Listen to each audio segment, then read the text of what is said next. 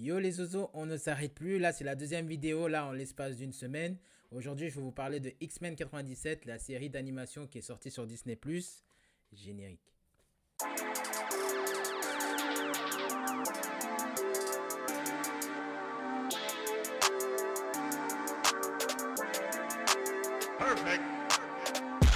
Qu'est-ce que je vais vous dire? Cette série-là d'animation, c'est une série de mon enfance.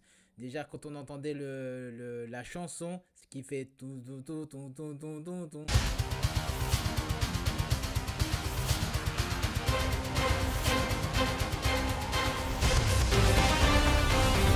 Ça, on savait que c'était X-Men qui passait à la télé, donc on était pressé de regarder ça. Enfin, je parle pour moi, je dis on, mais je parle pour moi. Et elle était extraordinaire, cette série. C'est vrai qu'il y avait je me rappelle qu'il y avait des épisodes qui étaient un peu moins bons, mais tu avais des épisodes d'anthologie, je me rappelle avec le Phénix Noir, donc c'était quelque chose de fou, c'est que des souvenirs. Aussi quand je jouais aux jeux vidéo X-Men versus Street Fighter, où tu prenais Gambit et tu pouvais faire 99 hits sur la PS1, c'était la première fois que je faisais des hits de fou, donc c'est que des souvenirs. Bon, on va revenir sur le sujet.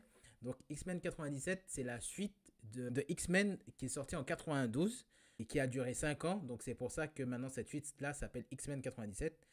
Et dans la fin de X-Men 92, Professeur X meurt, il donne le flambeau à ces X-Men. Et déjà, il y avait déjà des problèmes politiques, il y avait déjà des problèmes génocides qu'on va retrouver là dans cette série-là.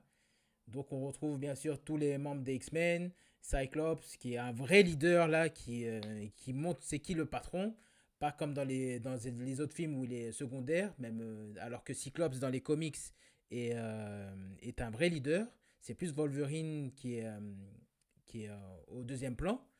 Là on retrouve Phoenix, Storm, Rogue, etc. Gambit bien sûr. Dans la série de 92, il y avait toujours un triangle amoureux avec Scott, Jean et Wolverine qu'on va retrouver un petit peu, j'ai bien dit, dans cette nouvelle version. Déjà, ce qui est clair, c'est que vous n'avez pas besoin de regarder la série de 92 pour vous familiariser avec la série de 97. Tout est dit dans le premier épisode. Donc c'est un petit résumé qui vous font de la série entière de 92. Il y a 10 épisodes que je trouve assez justes. C'est vrai que dans la série auparavant, il y avait beaucoup d'épisodes, mais c'était coup-ci coup-ça, certains épisodes. T'en avais du bon, t'en avais du très mauvais. Là, c'est 10 épisodes. Mais on va en parler de... Je vais pas vous spoiler, mais on va vous parler de ces 10 épisodes parce que j'ai trouvé quand même assez inégaux ces épisodes-là. Donc, t'en avais du très bon, comme l'épisode 8, 9, 10. Épisode 5, bien sûr. Mais d'autres moins bons avec Storm, Rogue et... non, pardon. Storm, Xavier et Jubilé. Que je trouvais... c'était utile, mais ils auraient pu faire mieux. Parce que si tu fais 10 épisodes, il faut faire 10 épisodes qui tabassent, tu vois. C'est pas 10 épisodes coup-ci, coup-ça. Donc franchement, c'est pas 30 épisodes qu'on demande de faire, c'est 10. Donc les 10 doivent être excellents. Mais peut-être si je mets la barre un petit peu trop haute. Mais honnêtement, les 10 épisodes étaient bons. Comme je vous ai dit auparavant, on retrouve les thèmes du racisme, des camps de concentration, des génocides qu'on voit encore de nos jours. On parle beaucoup de politique. Le design des personnages est généralement bon. Celui de Cyclops est vraiment vraiment bon. L'animation aussi avec Cyclops et l'animation avec Wolverine, dont une scène, je me rappelle que Wolverine il se bat dans l'épisode 8 dans les airs.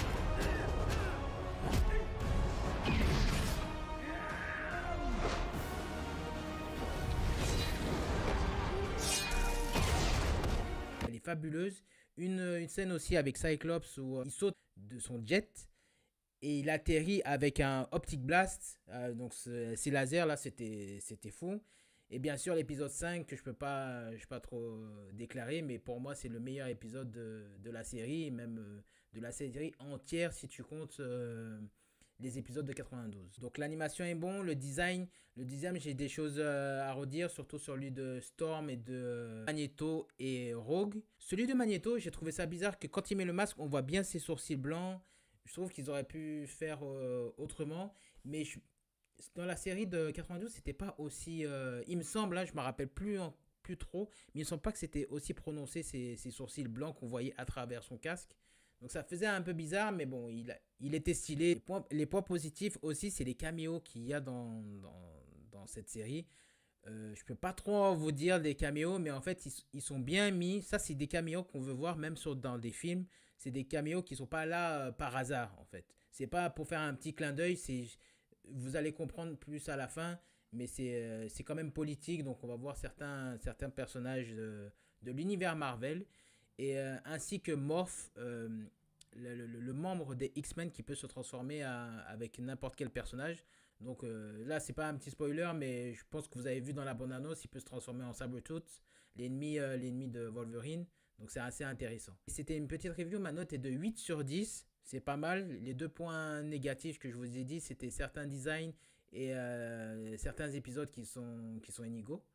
Mais ça reste une très bonne note, 8 sur 10. Et j'ai hâte d'attendre la deuxième saison où il va y avoir un méchant emblématique des X-Men qui sera là. Donc regardez ma chaîne, c'était les vidéos de Tonton Raisin, mettez un pouce bleu, partagez. Si les personnes aiment ma chaîne, et ben continuez à la regarder. Si vous connaissez des personnes qui s'intéressent aux comics, donnez mon YouTube. Je vous remercie encore, surtout deux personnes. Ils vont se reconnaître, ces deux personnes qui viennent de Montpellier, qui maintenant habitent au Canada et puis ils me donnent beaucoup de force. Donc souvent, je les vois sur les réseaux sociaux qui partagent mes vidéos. Donc je leur remercie à eux deux. Et puis, dites-moi ce que vous en avez pensé. Allez, bye bye.